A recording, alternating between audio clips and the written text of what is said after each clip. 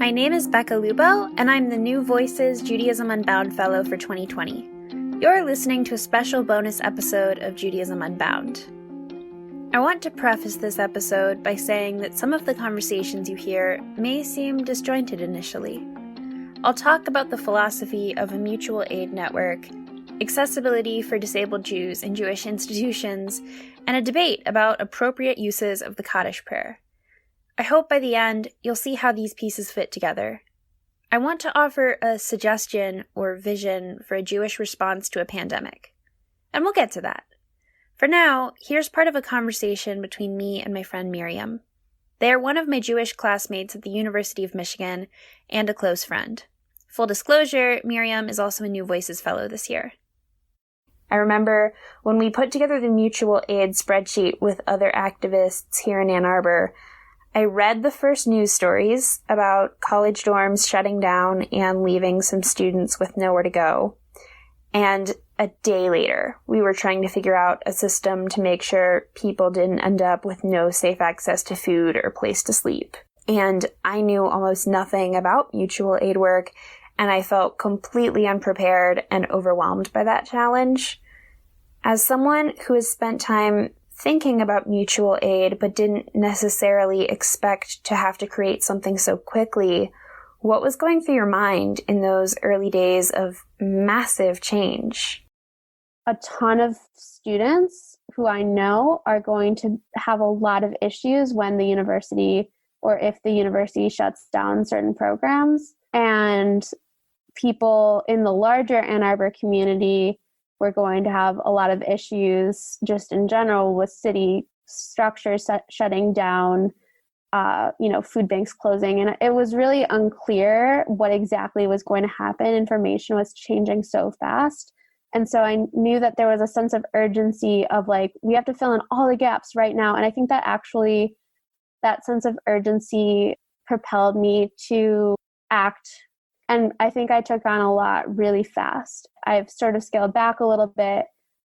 I'll tell you a story that relates sort of Jewishly to this moment and ritual about that. So my parents, on Friday night, there's a ritual of blessing the children. So for the blessing this past week, we were Skyping in with my grandparents, and my parents just looked at us, and for the second week in a row, they were kind of like, we don't know what you need right now. Last week, they gave us the blessing of whatever you need, may you find it this week.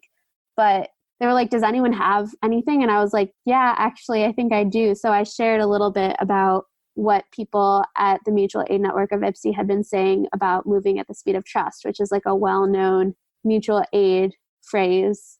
What does that mean? I'm pretty sure. And it means basically that you don't rush just because there's a need. There's a great need, because capitalism and colonialism create so much need because our needs aren't getting met and we're not being nourished, that there's more than one person has the capacity to handle. So that it goes along with other principles that include making sure you don't take on more than you can handle, because then you can really hurt people and let people down. So you don't just try to grow, have a growth more, but rather let me get to know this person. Let me figure out what they need. Let me figure out what I need. Let me figure out how those two things work together. And let's very consensually and thoughtfully come up with a plan of how we're going to meet each other's needs. So it's based in solidarity work rather than assuming I have everything to give and you have nothing and I'm going to give you charity and decide how you use it, but rather taking stock of what exists, being really thoughtful and moving slowly. The question Miriam's parents asked them feels like the question for this moment. We don't know what you need right now. Does anyone have anything? As so many things change and the Jewish community tries to adapt, it's easy to fall into a sense of urgency because this is a moment of urgency. But as Miriam said, sometimes moving at a frantic speed isn't the best way to problem solve. I think the mutual aid principles Miriam holds can be applied to Jewish institutions. Don't move faster than the speed of trust. Don't grow at any cost. Don't always try to do more. Don't assume you have all of the answers about what a community needs. Instead, we can act thoughtfully, taking the time to assess needs, opportunities, and lessons. That's the goal of today's podcast episode. I want to take a moment to think about how the lessons we draw from this moment can be mapped onto Jewish institutional life. As we all adjust to a new reality during a pandemic and Jewish institutions make some changes, let's think about how we can be changing for the better. Mutual aid networks may seem like a strange place to look for Jewish wisdom, but I don't think it's so much of a stretch.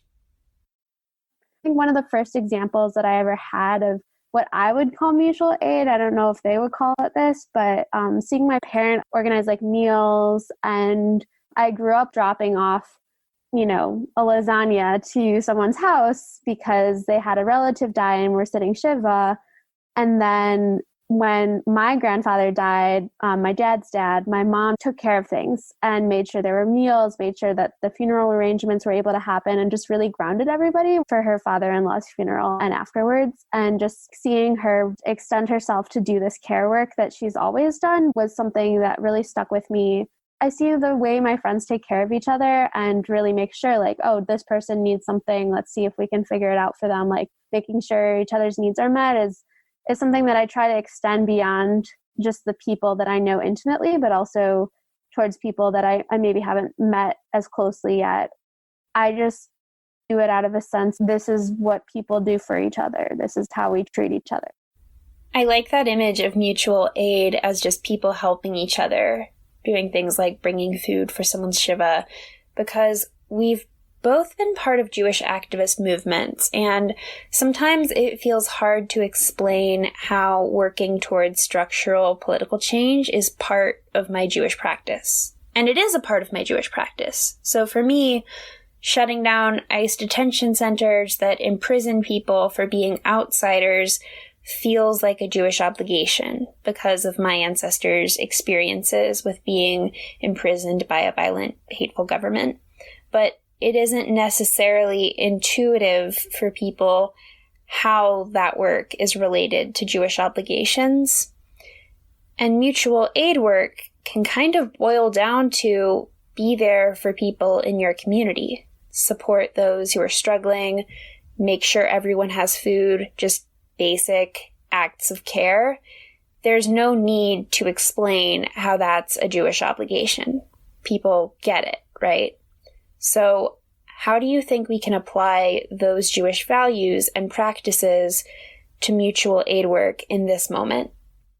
Well, the struggle right now is suddenly things are getting worse for more people. So it's just kind of a scale issue where it's like, these are entrenched problems. So right now it's trying to find other ways of being to meet people's needs in the way that we can as a group, but also know that this is a long haul project and it's not something that we're just going to solve just because this crisis is over. Like a vaccine or something like treatment doesn't mean that people aren't going to need mutual aid. It will remain necessary. If mutual aid networks that were created because of coronavirus will remain necessary after the pandemic is over, because people will still be struggling to make rent and feed their families, I feel like that's an important reminder that, quote, returning to normal shouldn't be our goal, that we can aim higher than that. In many ways, our Jewish world has changed already and will be changing more due to this pandemic. But just like mutual aid will be necessary in the after, we have to recognize that our Jewish world shouldn't discard what we're learning right now because we have an opportunity to become better. I think what I see as a lot of potential right now is for institutions to refocus instead of focusing on maintaining themselves at all costs and growing, and to have some reckoning of for communities that assimilated into whiteness, what are we doing to really make sure that we don't hoard resources during this time? For communities that have been fighting for just space to exist Jewishly because they're not recognized because you're Jews of color or disabled Jews or queer and trans Jews, for all these different identities, it's really important to say, what have these communities been doing and how can we support them support ourselves, like in continuing to do the work in smaller ways, maybe scaled down, because right now everyone's just trying to survive day to day.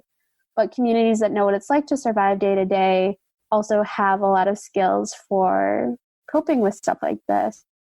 Miriam was right. So far, we've talked about the need to use the lessons of this moment to grow as a community. That means thinking beyond number of programs or people showing up to things and really focusing on depth. What kind of community do we want to be? How do Jewish people feel about the Jewish institutions available to them? People who have been marginalized within the Jewish community have plenty of wisdom to share here, and they aren't always listened to. So I talked to my friend Raquel, a Jewish activist, writer, and rabbi-to-be. A really frustrating thing for the disability community, me identifying as someone who's disabled and has invisible disabilities, is that accommodations that people have been fighting for years and years and years that haven't been considered necessary or a priority, or they weren't given the accommodations to make that possible. And now it's being made possible for everyone else. I really hope that the Jewish community uses this opportunity to raise their awareness of how disabled folks and elderly folks have always had these struggles. This isn't anything new. And it's amazing that people are embracing live streaming and digital services and these other forms of technology to make Jewish life and school and work more accessible. But when this pandemic is, God willing, over, I really hope it ushers us into a new raised awareness of continuing to use these tools so that it's accessible to disabled and elderly people always. It should not have taken a pandemic for people to realize that it's okay to Zoom into classes. I would have really benefited from being able to video chat into classes when my disabilities were acting up when I was in college, and instead my grades suffered, or my professors were very frustrated with me when I wasn't able to physically go into class. Online accessibility isn't just important for college classes. I've been so excited to see all of the new offerings of Jewish ritual, community, and learning online the past few weeks. I've also been wishing they were around before the pandemic. I grew up in a small town in the Midwest, and access to these vibrant online Jewish community events would have been a game changer. There will still be a need for online Jewish offerings after the pandemic ends, because Jews with disabilities and all of the other people who want these resources will still need ways to participate fully in Jewish life. As my journey into the disability community has grown and my awareness of this, I really am embracing the Jewish value of teshuvah, being that during the high holidays, we reflect on the things that we did wrong during the year, and we don't just apologize. We don't just say that we're sorry and then we're immediately clear. In Judaism, you need to go a step further, and teshuvah actually means that you're turning. Your soul is turning inward and transforming into a new version of yourself. And I find that really powerful, that for disability, queer inclusion, inclusion of people of color, so many types of inclusion, it's not enough to just say, oh, sorry, we now realize that we screwed up. Jewish communities need to take this opportunity to commit themselves to doing better in the future. Don't miss the call to action here. The point of this conversation isn't to make Jewish institutions feel guilty for not being accessible enough, because that doesn't help anyone. We need real action to make our communities more accessible, and there's concrete steps we can take to begin. A lot of people view disability inclusion as being really daunting and then don't try. Or on the flip side, they'll think that they've reached the pinnacle of inclusion, saying oh yeah, we have an ADA accessible synagogue where people who use wheelchairs can come in, and they then don't think about, is your website accessible to people who are visually impaired? Do you have captions on all of your photos? What if people are chronically ill and can't actually make it into the synagogue? Even little things like, is the mezuzah so high that people who use mobility aids aren't able to reach it? There are so many things that you may not even think of, or even having one disabled person be able to attend doesn't mean that everybody can. So I just really hope that this whole experience is an opportunity for Jewish institutions to realize that there's more that they could have been doing all along. And I hope that even if they start live streaming services and having captions on those, because you need that too, that they then think, what else can we be doing to include disabled folks in our community? Or if there aren't disabled folks in your community, why is it that they aren't there? Can you be doing better to actually bring them in? Because they do exist. If you say, we don't need to have ASL interpretation because we don't have any deaf or hard of hearing people in our community, I guarantee you that they are there. They just may not have felt comfortable going. It's also an investment into telling those people, hey, we care about you. We want you here. A synagogue shouldn't wait to have a rabbi who uses a wheelchair to install a ramp on the bima, like this stage where people pray from. Like, that's something that should just be there and say to disabled people that they are welcome in that space. Raquel's question is huge. If there aren't disabled Jews in a Jewish space, why not? Too often, when Jewish institutions talk about people they aren't engaging, they chalk it up to apathy. The subtext of this argument is some Jews just don't care enough, and that's why they aren't here. But when I think about Jews who don't regularly attend a synagogue, the Jews who don't donate to their local federation, I don't see apathy. I see passionate, creative, wise Jews who care deeply about our people and the world around us. As a Jewish college student, I can't count how many times I've heard someone say that my generation of Jews is apathetic. My generation! And it makes me angry because it's an abdication of responsibility. Labeling anyone who doesn't participate in a Jewish institution apathetic excuses that institution from doing any reflection about how to improve. Is your programming relevant to the people you want to reach? Do you welcome Jews from interfaith families? Will Jews of color feel comfortable? How about gay and trans Jews? What about financial barriers? Most young people can't afford hundreds of dollars for a Yom Kippur service or JCC membership. And then, of course, synagogues that don't live stream their services can't be attended by people with chronic illnesses unable to leave home. Jews who don't regularly engage Jewish institutions aren't apathetic. We need to understand that in order to start reaching them. Miriam also has some thoughts about this. Oh, goodness. The last thing I'd describe the Jews that I know on campus, the ones who are deeply involved in the stuff I do and the ones who never come, they're not apathetic at all. These are people who care so deeply about the world, about their Jewish community and their broader communities. And sometimes what looks like apathy is actually like a really strong moral compass that says, I'm unwilling to support an institution that, makes life hard for Palestinians on campus. There's just sets of politics associated with certain institutions. With certain institutions, it's just, your programming's boring. Yeah, and sometimes it's not relevant. I mean, it's not interesting to us. And some of the stuff is interesting to us, and we would want to go. Like, we would want to be part of a minyan. We would want to, hang out with an intergenerational Jewish community. But our personal background and deeply held political beliefs, or just the facets of our identity that are integral to who we are, aren't respected. For me, it's like I show up and, everyone assumes I'm a girl. And I'm like, I'm not a girl. Why do I have to spend this whole time, just educating people about my pronouns? Does this space engage politically, financially, socially in behaviors that I find unethical? Would I want my kids to be a part of this? Would I want this to be the role model for what community is? And I think we all make compromises all the time. But I think sometimes that there's certain lines that people aren't willing to cross. And that's okay. That doesn't make them apathetic. I think that people are working really hard to find ways to engage in their Judaism, and it doesn't always look recognizable to the generations before us or even our peers. But it's there, and I see really beautiful things happening. Throughout this episode, we've talked about how Jewish institutions can learn from this moment of crisis as everything changes. We talked about applying mutual aid principles to institutions, focusing on thoughtful community building rather than urgency or constant attempts to grow. We reflected on the Jews who are left out of Jewish institutions. and the importance of continuing the work to make our community more accessible after this pandemic ends.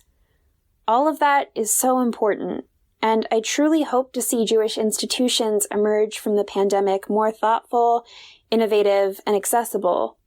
I also believe that Judaism needs to belong to all of us, not just institutions.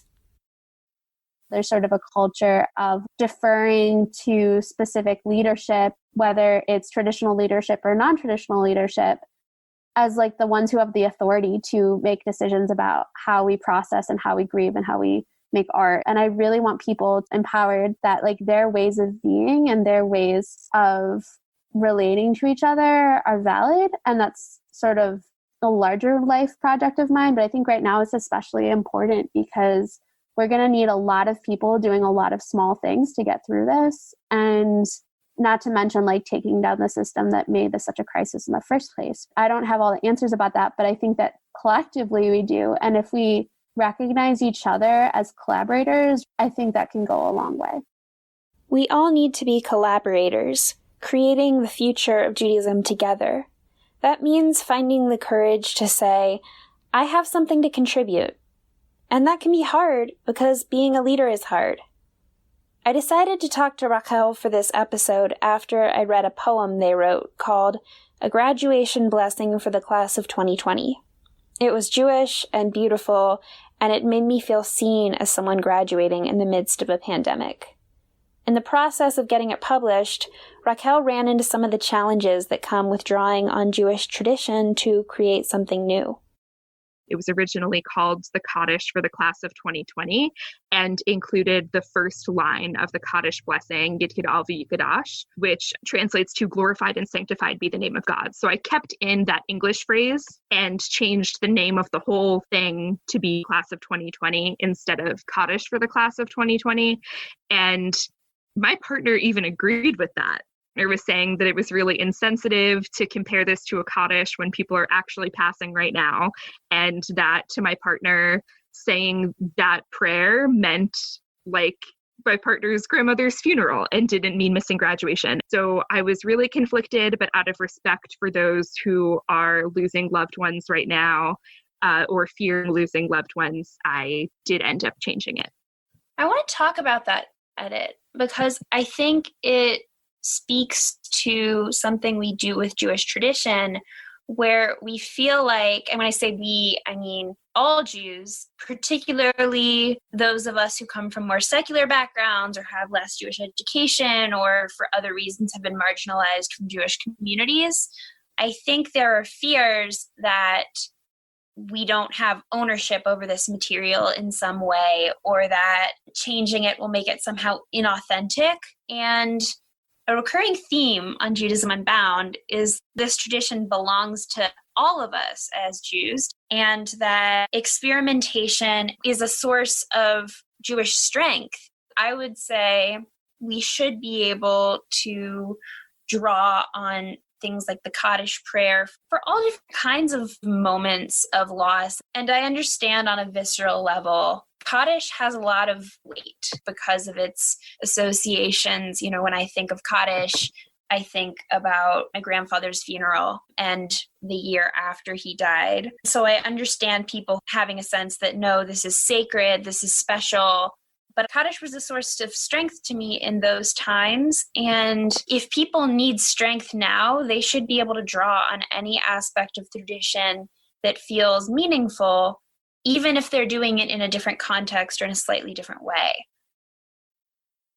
I 1,000% agree with you. And I used to think that tradition really can't be tampered with. In the line of Tevye from Fiddler on the Roof, I really care about tradition and ritual, and that is where I have always felt my connection to Jewish community, of saying the same prayers that my ancestors have said for such a long time, keeping kosher and following the same dietary laws they always had. So I was really resistant for a while of the concept of drawing on traditional texts and applying it to modern day circumstances. It since shifted a bit for me, where I now see the value of those things. When you just brought up that Kaddish is being said for something that's really sacred, I think sacredness in this moment of self-isolation and pandemic that we're going through, it's a different type of sacredness, but through something really serious and scary and experiencing a loss.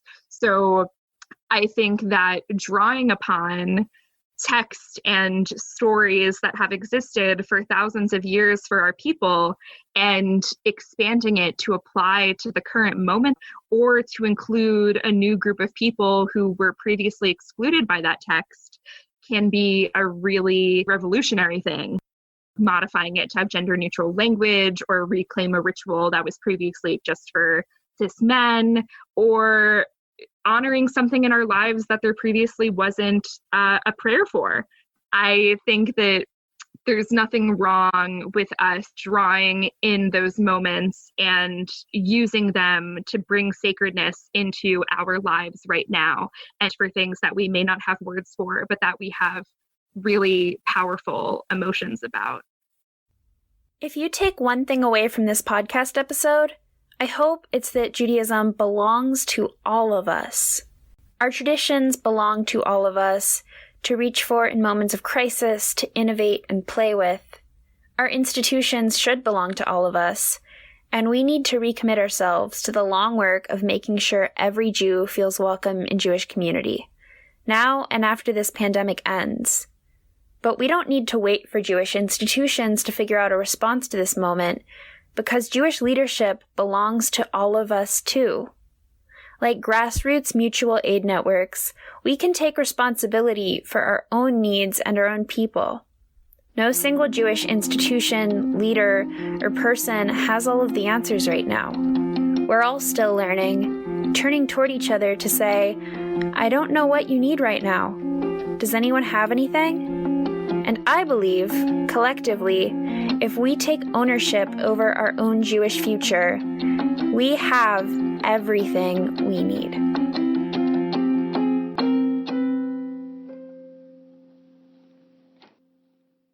Well, Becca, I really enjoyed that piece. It's so interesting on a lot of levels. I'm thinking in particular about some kind of liminal space that you're living in here between the millennials and the next generation, all of which is in the rearview mirror for me. So what I'm really interested in here is this kind of new perspective that we're getting onto Judaism Unbound, which is actually a perspective that we've gotten a little and should get a lot more of.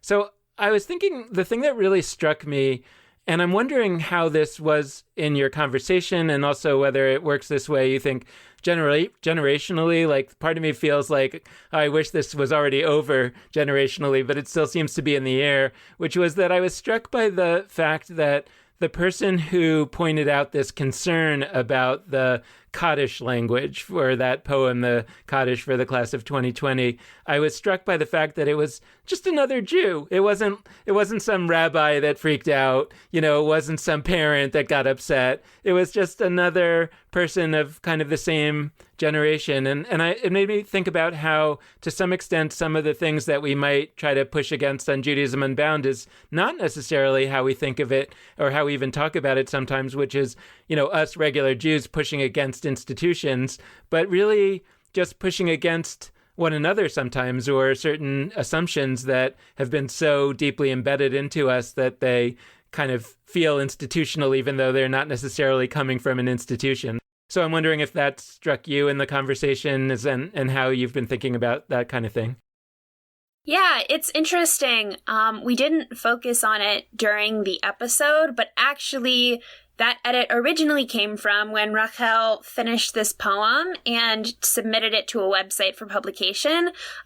They were told by the website, actually, you need to change this title because we're worried about the fact that it's called Kaddish, and that could be disrespectful or make people uncomfortable. And Rachel went to their partner, and their partner actually agreed. And so they heard from a few different places. There was real discomfort with using the phrase Kaddish in any context that didn't involve the dead. So I think there's a phenomenon in the entire Jewish community, not just in some ancient Jewish institution, that people feel reluctant to play around with tradition to change certain things. Kaddish in particular has serious weight. And, you know, I've actually been part of a conversation where people freaked out about the use of Kaddish before. And If Not Now Actions, which is a Jewish activist group I'm part of, people have recited Kaddish for people killed in the Israeli-Palestinian conflict, and that causes real controversy. But I think with any ritual innovation, there's always some pushback and just reluctance. I think people censor themselves as much as they get pushback from the external community because they feel anxiety about doing something wrong or messing up material or making something inauthentic, which Judaism Unbound has talked about authenticity fears many times before. And I'm encouraged because I see a generation of Jews more than previous generations really embracing, leaning into that anxiety and making new Jewish things anyway. And the fact that the poem was even written and was published is a testament to that.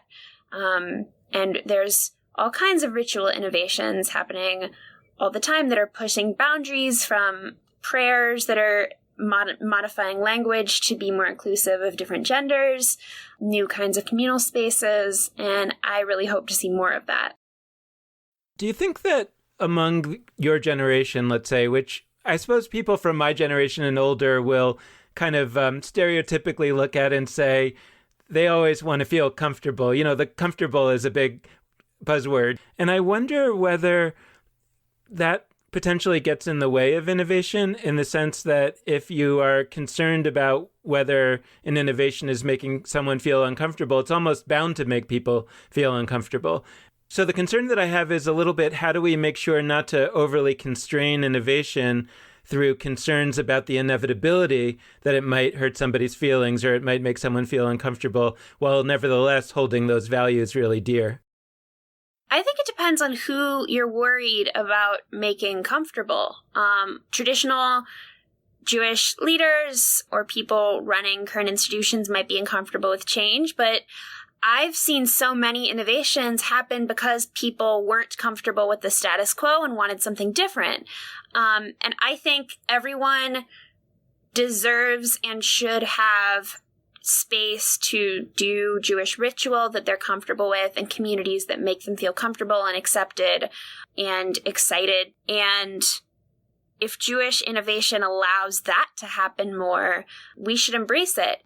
You know, Miriam talked about feeling really uncomfortable with traditional spaces where people would misgender them, use the wrong pronouns. And new inclusive spaces are being created and doing a ton of innovation to create spaces that are more comfortable for trans Jews. There's a lot of innovation like that. So the part of the conversation that was, well, a lot of parts were really interesting to me, but the one that jumps out to me now is I really want to zoom in on that phrase you used a couple times, Judaism belongs to us. Because I hear that, and like, as I think through what it would mean when applied, I actually think two opposite conclusions could arise, that are both true and both stem from a place of deeply agreeing with the idea that Judaism belongs to us. So one conclusion is that Judaism belongs to us. Our Jewish institutions are ours, and our Jewish institutions should reflect the reality of Jews in all of our diversity, and should be accountable to the perspectives of different kinds of Jews. And so that would be sort of the takeaway of, Jewish institutions belong to us. The other takeaway would be, and I'm saying the same words again, Judaism belongs to us. It actually doesn't belong to the institutions. It belongs to us, the people. And so at a certain point, we don't care so much what the institutions do. It's not that important to us that they are reflecting us, because we're going to create our own genuine reflections of Judaism for our moment, with or without those institutions. So I guess I'd love to hear your reflections on, like, what's the Gemara to this mission? What's the, like, next step? What's the commentary on the phrase Judaism belongs to us? Because it's a powerful phrase that I think most of our listenership, because of what we're always talking about, is going to agree with. But like, which of those takeaways would you advocate, or both, or how do we balance all of that? As it stands, unfortunately, Jewish institutions do not belong to all Jews in the way that they should. They are serving a very small subsection of Jewish people, and people who don't fit into that subsection just haven't been traditionally engaged by those institutions, feel alienated from them, feel uninterested in them, don't feel like they have anything to offer. And I want those institutions to get better, especially because in certain areas, if you're outside of New York, if you're in the Midwest like me, there aren't always a ton of alternatives. And for example, if you're on a university, Hillel's the only place that you can get kosher food. You need a Hillel that makes you feel welcome and doesn't make you feel uncomfortable because of your politics or gender identity or other background. I want to see institutions do a better job being accessible in all different kinds of ways. I want them to be more accessible to disabled people. I want them to do a better job with awareness of things like race. You know, we could have an entire conversation about the phenomenon of cops outside synagogues for security and the implications that has for the welcome that creates for Jews of color. I want to see prayer books that include translations for people who don't speak Hebrew fluently. And that's also a live conversation. At the same time, Judaism can't be limited to institutions because it shouldn't be on a handful of really old, formalized institutions to gatekeep who gets to do Jewish ritual, who gets to be a leader of Jewish community, and what Jewish community should even look like. And I see more and more new offerings creating alternatives, viable alternatives, so people who don't want to be part of Jewish institutions don't have to create something from scratch for themselves over and over. The reason people are willing to put in that work is so that they can have a Judaism that feels authentically their own. Miriam and I at the University of Michigan for a few years have been hosting Shabbats and Havdalahs and potlucks for the Jewish community on campus, and that's a lot of work, and it can feel hard. But a conversation we've had with each other multiple times is I would rather struggle to figure out folding chairs and figure out who's going to bring the Shabbat candles and have everyone bring a potluck dish to an event in a basement than go into an amazing building that has a ton of money and isn't doing the kind of Judaism that I want for myself. I think that the freedom to build a Judaism that's authentic is more than worth the trade-off of some of the money and established ways of doing things that institutions can offer. I'm hearing you, and a lot of the threads that you started with saying, you know, they're maybe a little bit disjointed at the beginning of the episode. I'm hearing multiple of the threads in what you just said. The mutual aid piece, the Judaism coming from the bottom up and not necessarily from the top down. I'm hearing some of the points you made about access when you're talking about translation and how that's a kind of that's a different kind of access challenge where people can't access a text, similar to how Rachel was talking about accessing a building for people who have for disabled folks. So basically a lot is coming together and cohering right now, which is of course what we want out of a debrief. But I'm going to throw it back to you for our last bit of wisdom from you. What should folks walking away from this episode really be sitting with? What is the core teaching that they should be taking to their institutions and to their, non-institutions to reflect back on that question? Help us out. One thing I learned making this podcast was that everyone really does have some sort of teaching or Torah they can offer. I was anxious creating this podcast because it felt like a step kind of out there to be offering wisdom to a swath of the Jewish community right now. What do I know? I'm a college kid, and I want people to walk away from this episode feeling like they don't need to do that. They don't need to doubt themselves or put barriers to their own leadership, because Judaism belongs to every single one of us completely. And that means that we get to decide what we want Judaism to look like. We get to demand better from our institutions if they're not meeting our needs. And we have the ability to create a Judaism that's authentic, whatever authentic means, and vibrant and still evolving. Amazing. So we're going to close out with just some of our little plugs. But one thing I really want to mention is the partnership that we've had with New Voices magazine the last this is our second year now, is a really special thing. And I think that this conversation really just sort of shines a light on the best things about New Voices magazine. So I hope that you'll take a look at newvoices.org, which is the other home that Becca is inhabiting this year as the New Voices Judaism Unbound Fellow. And I also encourage, on that note, that people listen to this episode in concert with our previous episode with our fellow last year, with Rini Yehuda Newman, talking about a pluralism of necessity as the framework that they used. And I think that these two episodes both vigorously agree with each other in a variety of ways and push back on each other beautifully. Like I can envision like incredible text studies and conversations coming together through listening to these two together. So I encourage you, if you didn't listen to that one the first time around, to check out the show notes for this page. It will include a link. And really just stay tuned for Becca Lubow's work, because she just graduated from Michigan. She's from the home of the Ohio State University, which for you sports fans, you know that that's anybody who can hold that tension between being from Columbus, Ohio and going to the University of Michigan clearly has a lot of chops. So Becca is going to take over the Jewish world, and we're all going to benefit from it. Just thank you for bringing your Torah today. I'm going to let you close it out with our last words, our famous words that close every Judaism Unbound episode. So Becca Lubow. With that, this has been Judaism Unbound.